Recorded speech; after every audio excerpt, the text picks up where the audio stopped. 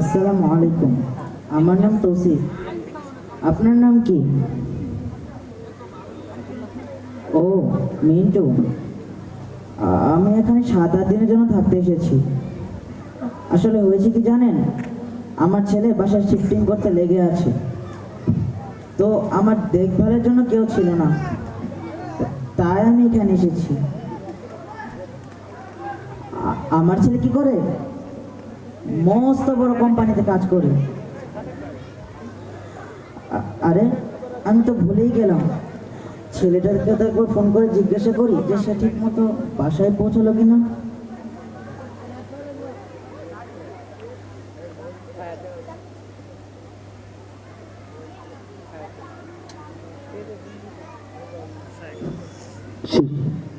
Hello খোকা।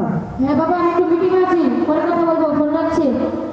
শোন শোন, তোকে শুধু এতটুকুই বলার ছিল। তুই বাসায় ঠিক মতো পৌঁছে গিয়েছিস তো? বললাম তো আমি ব্যস্ত, পরে কথা বলবো, ফোন রাখছি। কেটে দিল।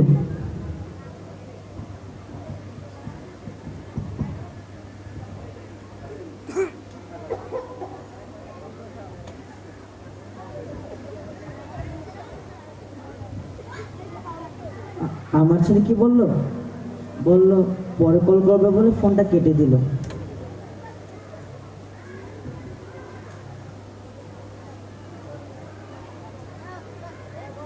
এই কেমন কথা বলছেন আপনি? আমি এখানে থাকার চেষ্টা মোটেও করব না। আমার ছেলে ওরকম না, অনেক ভালোবাসে আমার। আর আমি এখানে কিভাবে থাকবো আমার ছেলের থেকে দূরে? সম্ভবই না।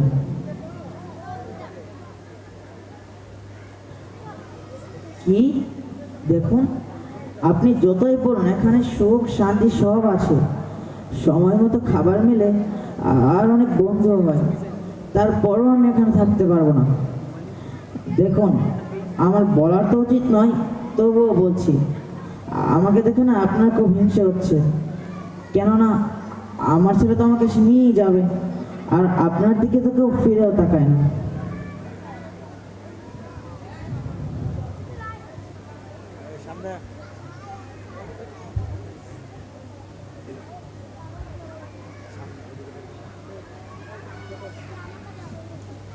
হ্যাঁ বাবা, আমি একটু ব্যস্ত আছি, পরে কথা বলবো, ফোন রাখছি। শোন শোন, তুই তো হয়তো ভুলেই গিয়েছিস, 15টা দিন হয়ে গেল। বললাম তো বাবা আমি ব্যস্ত, আর বাসায় কিছু জিনিস ওখানে শিফট করা বাকি আছে, সেগুলো শিফট করে তারপর তোমাকে নিয়ে যাবো, ফোন রাখছি। তুই তুই তো জানিস না রে খোকা, তোকে ছাড়া আমার এখানে থাকতে খুব কষ্ট হচ্ছে রে খোকা। হ্যালো খোকা।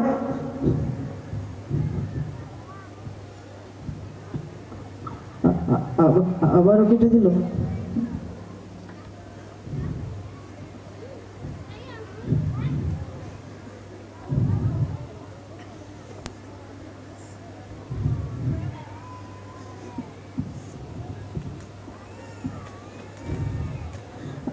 কি?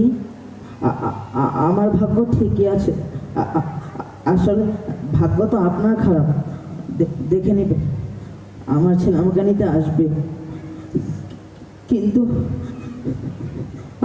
আমার তো শুধু একটাই চিন্তা, ও আমাকে ছাড়া একা আছে কিভাবে?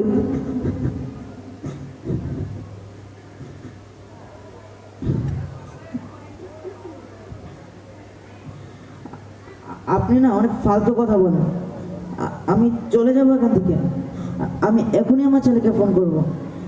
দেখে নেবেন, ও আজই আমাকে এখান থেকে নিয়ে যাবে।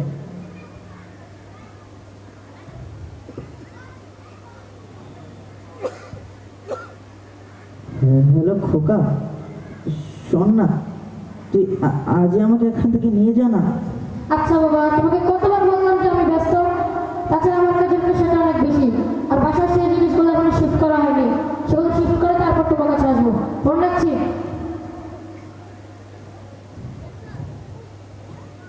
এইবারও কেটে দিল।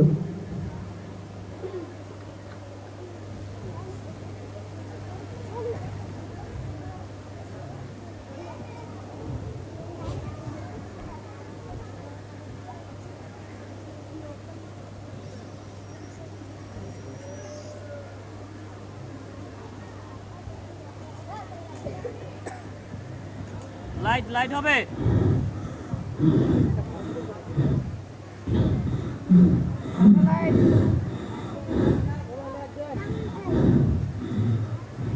প- প- 45টা দিন হয়ে গেল ছেলেটা আজও আমি নিতে এলো না। আপনি কাজ করতে পারবেন? আমার ছেলেকে একবার ফোন করবেন। ফোন ধরলো না। আপনি একটা কাজ করুন না, আমার ছেলে ছবিটা আমার একবার হাতে দিন না।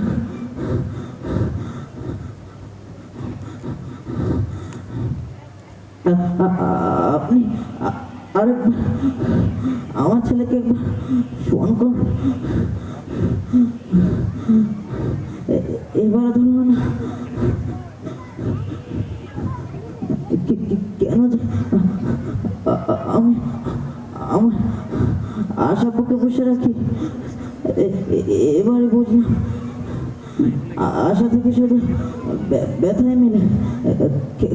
কেন যে বাচ্চারা আমাদের এভাবে রেখে ছেড়ে দেয়। আপনি কাজ করতে পারবেন? আমি মরার পর আমার ছেলেকে খবর দিবেন, আর ওকে বলবেন এখানে আমার সব জিনিস যেন নিয়ে যায়। আর বলবে এই লাশটাকে যেন সাথে করে নিয়ে যায়। আর বলবেন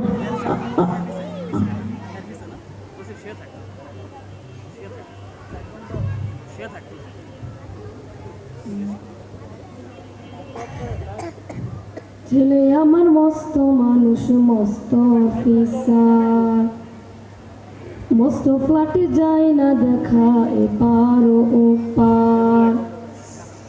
ছেলে আমার মস্ত মানুষ, মস্ত অফিসার, মস্ত ফ্ল্যাটে যায় না দেখা এপার ও ওপার।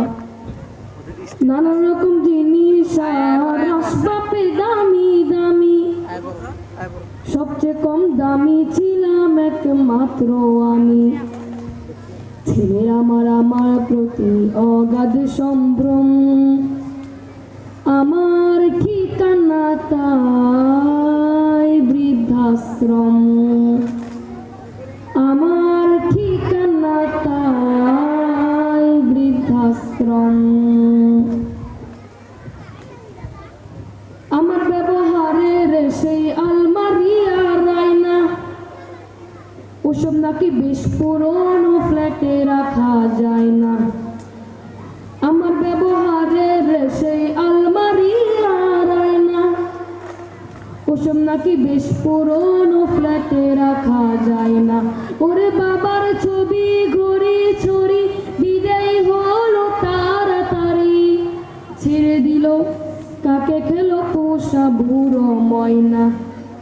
স্বামী স্ত্রী আর এলসেশিয়াল জায়গা বড়ই কম, আমার ঠিকানা তাই বৃদ্ধাশ্রম, আমার ঠিকানা তাই বৃদ্ধাশ্রম। নিজে হাতে ভাত খেতে পারতো না কো খোকা, বলতাম আমি না থাকিলে কি করবি রে বোকা। ঠোঁট ফুলিয়ে কাঁদতো খোকা আমার কথা শুনে, খোকা বোধহয় আর কাঁদে না, নেই বুঝি আর মনে। ছোটবেলায় স্বপ্ন দেখে উঠতো খোকা কেঁদে, দুবা দিয়ে বুকের কাছে রেখে দিতাম বেঁধে। ধর আজও খুঁজে ভুলে যাই যে একদম, আমার ঠিকানা এখন বৃদ্ধাশ্রম, আমার ঠিকানা এখন বৃদ্ধাশ্রম। কুকারও হয়েছে ছেলে 2 বছরও হলো, আর তো মাত্র বছর 25 খোদাও মুখ তুলো।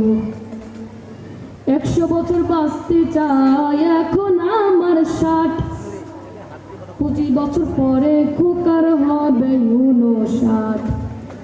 আশ্রমের ওই ঘরটা ছোট, জায়গা অনেক বেশি। খোকা আমি দুজনেতে থাকবো পাশাপাশি। সেই দিনটার স্বপ্ন দেখে ভীষণ রকম মুখোমুখি আমি খোকার বৃদ্ধাশ্রম। মুখোমুখি আমি খোকা